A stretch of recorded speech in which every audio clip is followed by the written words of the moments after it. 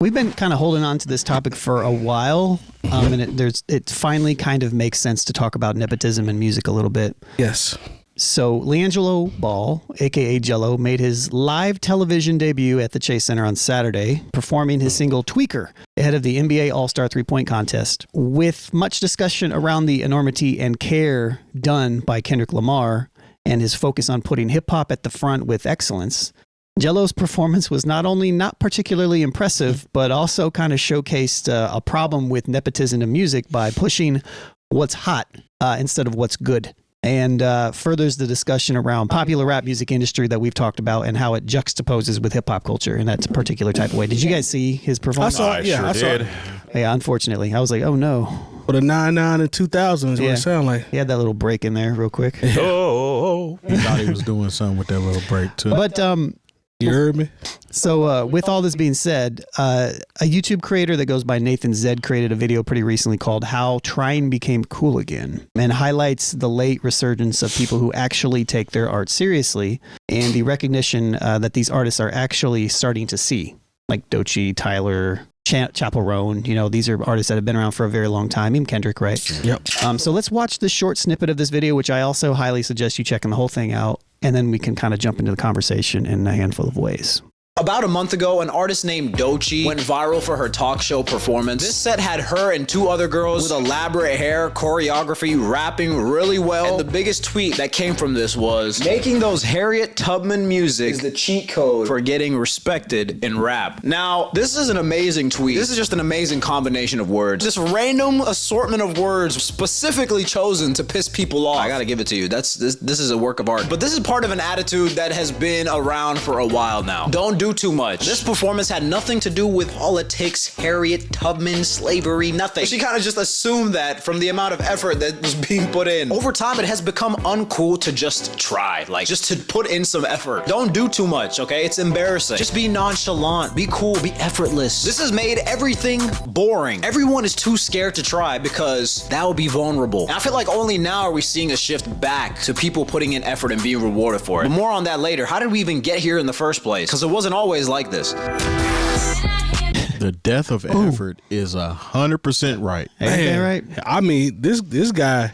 The video is really good. Yeah. He nailed it though. I love the I did actually a full react to this video, which I'm going to drop in the next couple of days. But like this kind of ties into the Gelo performance, the Kendrick performance, and the fact that they happened 1 week after each other. It really kind of, I don't want to make it about Gelo necessarily. Right. It's more so kind of what he represents. Fruit at this but it's what he represents, right? Yeah. He's somebody who made a rap song, he got big, and because he's big, they put him on a big stage, as opposed to somebody like Kendrick, who's been working at this for 15 plus years. Kendrick ain't doing the All-Star weekend. Yeah, but you know what? You could have gotten point, though. Yeah, the point is, I'm just talking shit. Yeah. But Gelo actually getting, to Lone's point, Gelo getting to the All-Star game to perform this record that he just put out. Well, how many months, Terry? How long has this record been out? Okay. To me, it makes perfect sense, but go ahead. No, I'm just asking you. I can't remember how long it's been out. 2 months. 2 or 3 months, probably? Yeah, 2-3 months. How does it make sense? I know the angle he's going to say. Go ahead, bro. It makes sense to me just because he played basketball and the entertainment at the whatever night that they decided to showcase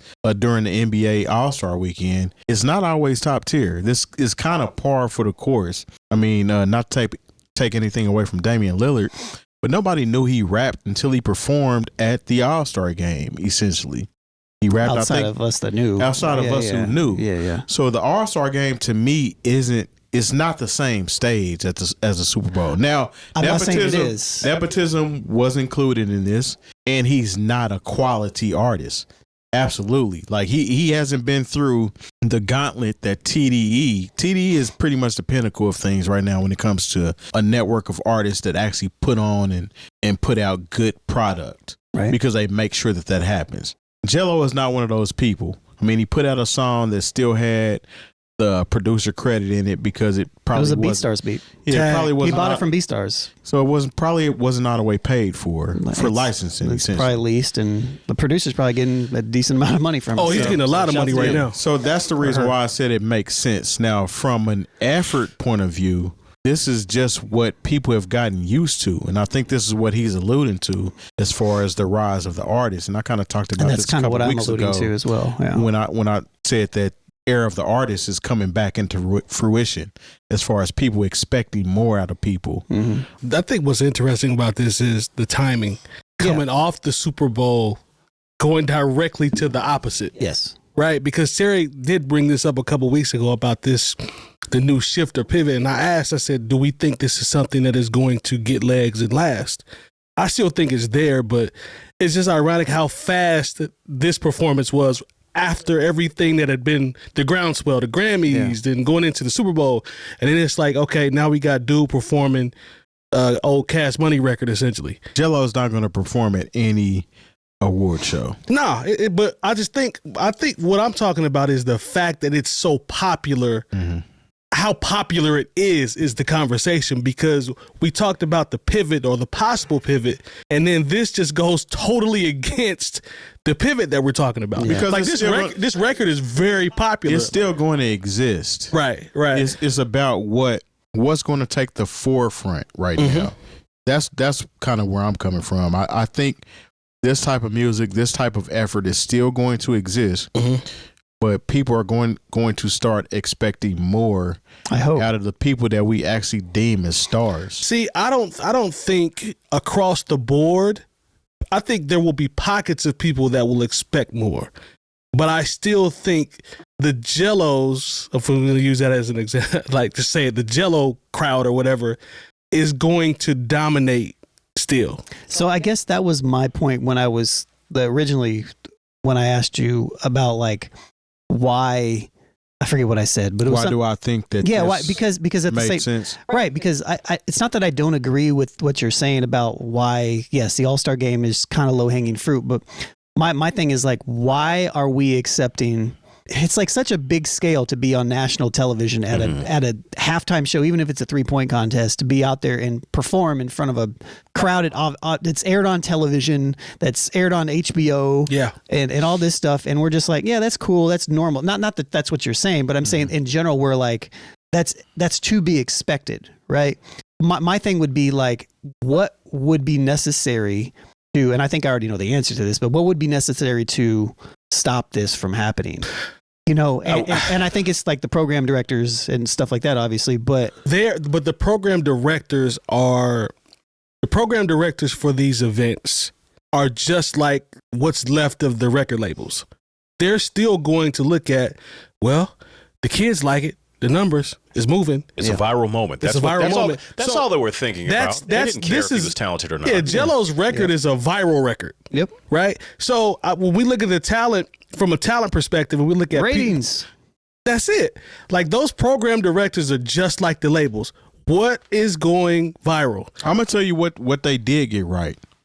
So the actual day of the game, Raphael Sadiq is the artist that pretty much introduced the game. And he introduced a melody of songs and a melody of, there was actually the DJ that wears a hat. I can't remember his name. D-Nice? I Not was about to say that. The other dude. He's from the Bay. Cassidy. Yeah, from the Bay. Yeah, Cassidy, yeah. So he was featured in this performance as well. Is Gelo from the Bay? No. That's California. Well, California is still LA. the Bay, but LA. Yeah.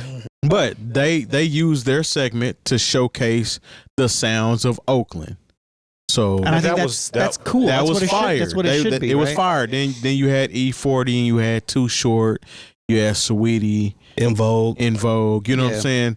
So when we talk about an artist, from an artist's point of view, that was the optic that for sure that we're looking for as far as that's what I would like to see. Exactly. And that's the actual night of the game, which is more viewed than the Friday night. And to Terry's point, that halftime show speaks more to the sector or section that was before the game. I mean, started. I'm sorry, because he did the intros, but they also did it was so chopped up how they did it. So one felt like the halftime show, the other one was the intro. But the list of artists that he named goes more towards what he's talking about in that sector of the, I don't know what we want to call it, the caring sector. Yeah, that's why I said it makes sense. It makes, and we're talking about the NBA All-Star game. So the format is always, generally Friday you don't get as much viewership. Saturday you'll get a lot more viewership because it's the dunk contest, the 3-point contest, the skills challenge, things of that nature, and then you get the All-Star game. So the actual artists were showcased on the most important night. Gelo, his brother introduced him. Yep. It made sense. No, it didn't. From an NBA and somebody related to the NBA point of view, in my personal opinion. From that angle, but I guess what I would say too is like, we just had an All-Star game here, and I know a lot of these people that were booking the talent for the those weren't areas. televised. Not all of them, but in general, a lot of the stuff that was going around talent-wise in the city. It's better than Gelo, yeah, 100%. But I guess what I'm saying is like that was curated very carefully, okay? And it sounds like it was there as well too by people that know what they're doing. My angle on this with the nepotism piece is that there's no reason for LiAngelo Ball to be rapping on a stage like that because he's not qualified to be on that stage yet. Even if his brother's a part of it, he's only there because of exactly what you just said. The fact that there is a connection because there is a viral moment, not because the people that are probably curating it even want him on there. But what's your favorite word?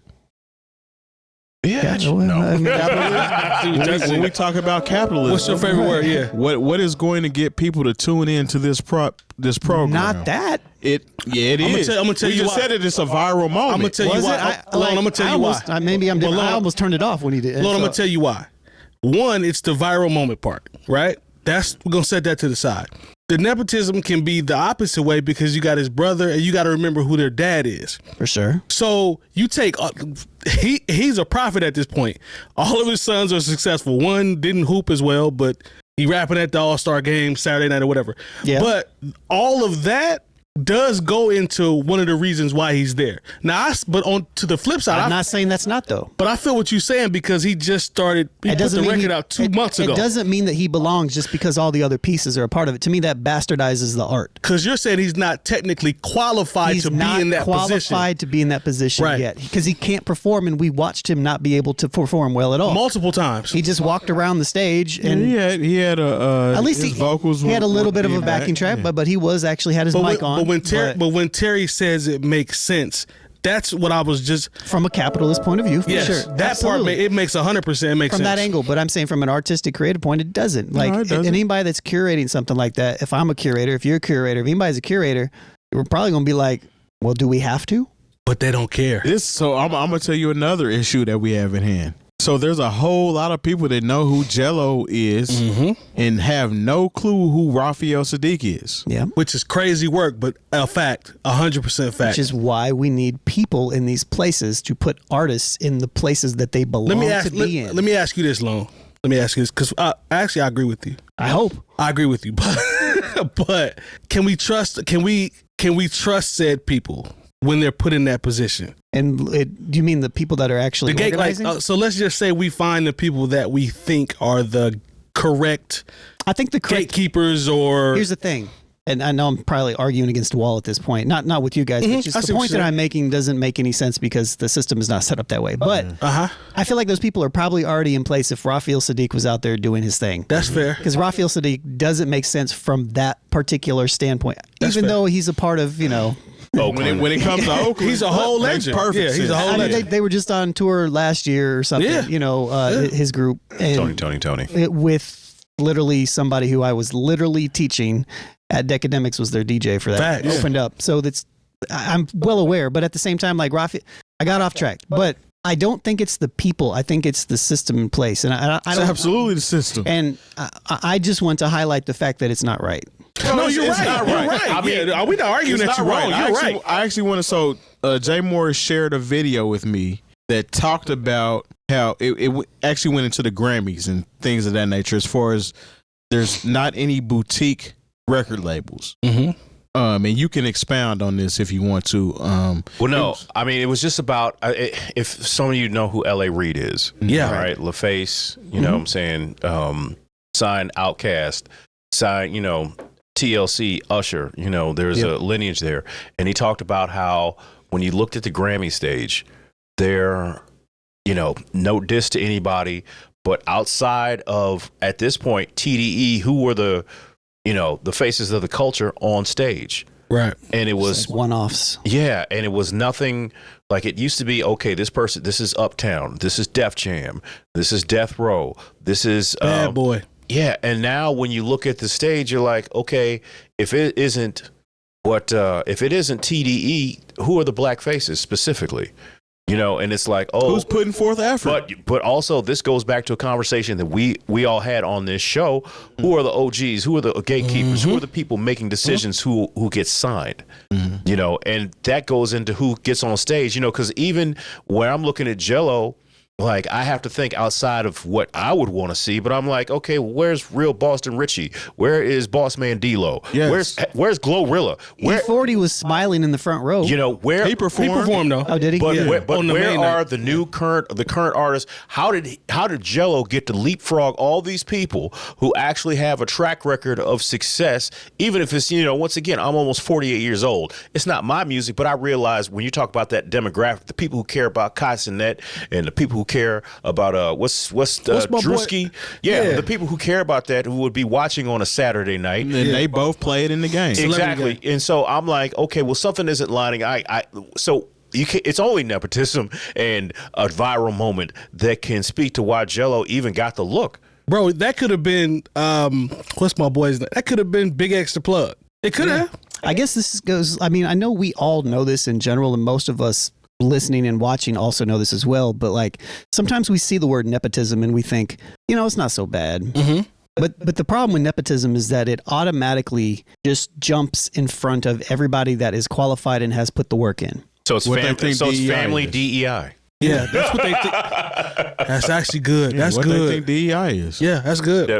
No, DEI is different in a sense. It is. We know it's different. DEI gives different, you know. Yeah. You know, I will have to clarify, obviously, because people don't know what DEI is. But True. DEI just gives everybody a potential shot that actually has put the work in, as opposed to nepotism just gives people the shot that have not put the work in. And there are different types. Obviously, if I worked for a very long time and I have a really big fan base in my city, and my city rocks with me, and then Gelo comes out and drops this record, and you pick him over me, and I'm doing all the things, and the city wants to see me, the culture of the city wants to see me. To me, that's problematic. Or I agree. Swap me out for anybody. Just like you said, Sweetie, because she's from the Bay, right? Yeah. That should have been her spot. The solo spot. Well, I mean, she performed. She did. She got a bigger look, actually. She did, but she got a bigger look. If you are from the Bay, then that should have been your look. It should have been a hyphy moment. It should have been whoever is out there. Like I said, I don't know all the names, so I'm not going to mess around and get them wrong. But if Sweetie is where Sweetie is, then she should have performed. They should have had, or maybe you have Sweetie perform on Saturday night, and you give E40 and In Vogue a longer amount of time to perform. I don't know. Like I said, but when I see Gelo out there, I'm like, in a way, I get it, but at the same time, I'm like, yeah, he could have done something else. But you know what? There's been a running theme alone. You said this you say this a lot, specifically to me. You say, Mike, you just care. Sometimes you care too much. You know, we'll talk about certain things as I think you care too much about people, but not.